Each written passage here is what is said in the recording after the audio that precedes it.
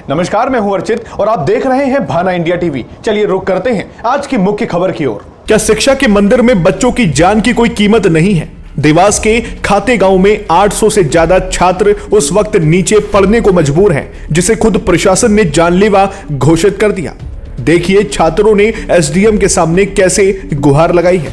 मध्य प्रदेश के देवास जिले के खाते गांव से एक बड़ी खबर सामने आ रही है, जहां उत्कृष्ट विद्यालय के बच्चों की जान खतरे में है, जिस स्कूल को प्रशासन ने खुद कंडम घोषित किया। वहां आज भी 800 से ज्यादा बच्चे शिक्षा ग्रहण करने को मजबूर हैं। आज खातेगांव एसडीएम प्रवीण प्रजापति जब विद्यालय का निरीक्षण करने पहुंचे तो छात्राओं ने उन्हें घेर लिया और एक आवेदन सौंपा। छात्राओं का कहना है कि स्कूल का भवन जर्जर है और यहां कभी भी कोई बड़ा हादसा हो सकता है। छात्राओं ने मांग की है कि संदीपनी स्कूल का नया भवन तैयार हो चुका है, इसलिए उस स्कूल की पुरानी बिल्डिंग उत्कृष्ट विद्यालय को दी जाए ताकि बच्चे सुरक्षित माहौल में पढ़ाई कर सके। विद्यालय में न केवल बिल्डिंग की समस्या है, बल्कि खेल मैदान, लैब और लाइब्रेरी जैसी मूलभूत सुविधाओं का भी अभाव है। छात्रा रश्मि जायसवाल ने एसडीएम को बताया कि कंडम घोषित होने के बावजूद यहां 2 शिफ्ट में क्लास चल रही है, जो कि जानलेवा साबित हो सकता है। निरीक्षण के दौरान एसडीएम ने शौचालयों की बदहाली और पेयजल व्यवस्था में कमी को लेकर भी नाराजगी जताई है। एसडीएम प्रवीण प्रजापति ने प्राचार्य धर्मेंद्र पस्टारिया को निर्देश दिया कि जर्जर शौचालयों को तुरंत दुरुस्त किया जाए और पेयजल के लिए आरओ लगवाया जाए। एसडीएम ने साफ सफाई और टंकियों के रखरखाव पर भी कड़े निर्देश दिए। प्राचार्य ने सभी कामों को समय सीमा में पूरा करने का भरोसा दिलाया। अब देखना होगा कि क्या प्रशासन इन बच्चों को सुरक्षित बिल्डिंग मुहैया कराता है या फिर किसी बड़े हादसे का इंतजार किया जा रहा है। देवास से हमारे रिपोर्टर अनिल उपाध्याय की भाना इंडिया के लिए खास रिपोर्ट। उत्कृष्ट विद्यालय में आप निरीक्षण करने पहुंचे थे, क्या देखा, क्या पाया सर आपने? ये खातेगांव उत्कृष्ट स्कूल में यहाँ बच्चों की संख्या अधिक है, लेकिन जो क्लासेस वगैरह है उनकी कमियां हैं। तो इसको देखते हुए स्कूल और शिक्षकों की मांग है कि ये जो सीएम राइज स्कूल शिफ्ट होगा तो वो बिल्डिंग इनको मिल जाए। साथ ही यहाँ ये भी देखा कि इनके जो बालक बालिकाओं के जो शौचालय है वो बड़ी जर्जर स्थिति में है, इनको ठीक कराने के निर्देश दिए। साथ ही पेयजल की जो टंकी कब साफ करी गई इसकी कोई तिथि नहीं थी, तो टंकी साफ करने के भी निर्देशित किया गया है कि पर्याप्त पानी रहे, शुद्ध रहे। और आरओ भी खराब था तो आरओ को नया आरओ लगाने के लिए निर्देशित किया गया है। Thank you very much. CM साहब आज उत्कृष्ट विद्यालय में पहुंचे थे निरीक्षण करने के दौरान, क्या कहा उन्होंने? विद्यालय की शैक्षणिक व्यवस्था के बारे में उन्होंने विस्तृत जानकारी ली और जो भी वर्तमान में प्री बोर्ड परीक्षाएं चल रही हैं या लोकल 9वीं और 11वीं की नियमित कक्षाएं चल रही हैं, उनके बारे में, शिक्षकों की उपस्थिति के बारे में जानकारी ली। और उसके साथ ही इस बिल्डिंग में, चूँकि बिल्डिंग पुरानी है, तो बिल्डिंग में शौचालय या पानी की टंकी के को जो रिपेयरिंग उसमें शेष है वो रिपेयरिंग के लिए कहा गया।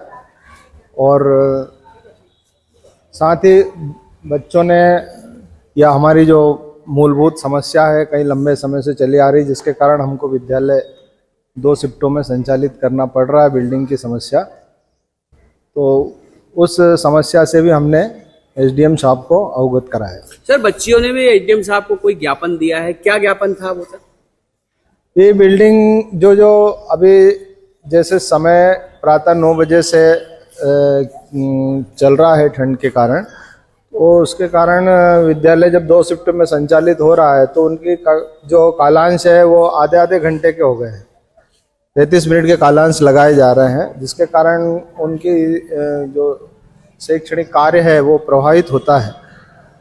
और बिल्डिंग की व्यवस्था के संबंध में यहाँ अव्यवस्था, जैसे 10 क्लासेस हैं, है ना, लैब का वर्क नहीं हो पा रहा है, लैब वर्क नहीं हो पा रहा है क्योंकि लैब के लिए कोई अतिरिक्त कक्ष उपलब्ध नहीं है।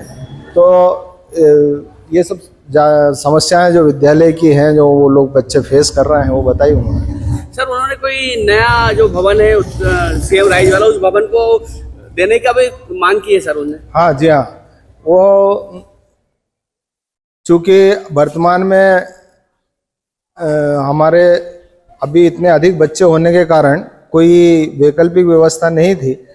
उसके कारण जो बिल्डिंग का अधिकांश भाग 13-14 कमरे कंडम घोषित किए हैं कलेक्टर महोदय द्वारा। तो जो शेष बचे 10 कमरे हैं उनमें विद्यालय संचालित हो रहा है। तो उसका कारण वरिष्ठ कार्यालय को इस बात से अवगत है और उन्होंने कहा कि आगामी सत्र में जो है ये जो मॉडल स्कूल की बिल्डिंग में सीएम राइज स्कूल संचालित हो रहा है, तो वो जब विद्यालय जून जुलाई तक शिफ्ट होने की संभावना है, तो आगामी सत्र में जो कक्षाएं हैं, जो मॉडल उत्कृष्ट विद्यालय कक्षाएं हैं, वो मॉडल स्कूल की बिल्डिंग में हमको दी जाए, ताकि हमारा विद्यालय हम एक शिफ्ट में संचालित कर सकें, हमको अच्छा खेल मैदान मिल सके और हमारी पढ़ाई अच्छे से हो। Thank you sir, thank you. किस कक्षा में पढ़ती हो और किस विद्यालय में पढ़ती हो? मेरा नाम रक्षा जायसवाल है, मैं उत्कृष्ट विद्यालय में पढ़ती हूँ। मेरी कक्षा 11 कॉमर्स है। क्या समस्या है आपके विद्यालय में? हमारी समस्या ये है कि ये जो आपको स्कूल दिख रहा है इस तरफ, ये कलेक्टर महोदय ने इसे क्षतिग्रस्त घोषित कर दिया है। तो इस एरिया में हम क्लासेस नहीं लगा पाते हैं। हमारे स्कूल में 800 प्लस बच्चे, तो हम स्कूल 2 शिफ्ट में लगाना पड़ता है, सुबह की शिफ्ट और दोपहर की शिफ्ट। हम एक समय पर तो सारे बच्चों को एक साथ नहीं पढ़ा पाते, तो हम यहाँ पे क्लासेस नहीं लगा पाते। तो यहाँ पे और ये जो बाकी एरिया है जहाँ पे क्लासेस लगती है, वहाँ पर जो छत है वहाँ पर त्रिपाली बिछा दी हुई है। उसके बावजूद भी पानी गिरता है, पानी रखता है। और जहाँ हमारे स्कूल में वॉशरूम, पानी पीने की भी समस्या है, जहाँ हम पानी पीने जाते हैं वो एरिया भी जर्जर है, वहाँ टंकी रखी हुई है, वो बिल्डिंग गिरने का डर है, कभी भी बिल्डिंग गिर सकती है। अच्छा, आज एसडीएम साहब पहुंचे थे आपके विद्यालय में निरीक्षण करने। निरीक्षण के दौरान आपने एक आवेदन दिया, उसमें ज्ञापन दिया है, क्या उसमें उल्लेख किया और क्या चाहते हो आप एसडीएम साहब से? हम लोग यह चाहते हैं कि जो सीएम राइज स्कूल है वो अभी शिफ्ट हो रहा है, तो हम लोग चाहते हैं कि जो सीएम राइज स्कूल का भवन, विद्यालय भवन है, वो हमें दे दिया जाए, हमें उपलब्ध कराया जाए, ताकि हम उसमें हमारी क्लासेस लगा पाए।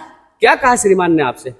उन्होंने बोला कि हम बातें करेंगे, बोलेंगे आपको ही मिलेगा वो स्कूल। Thank you.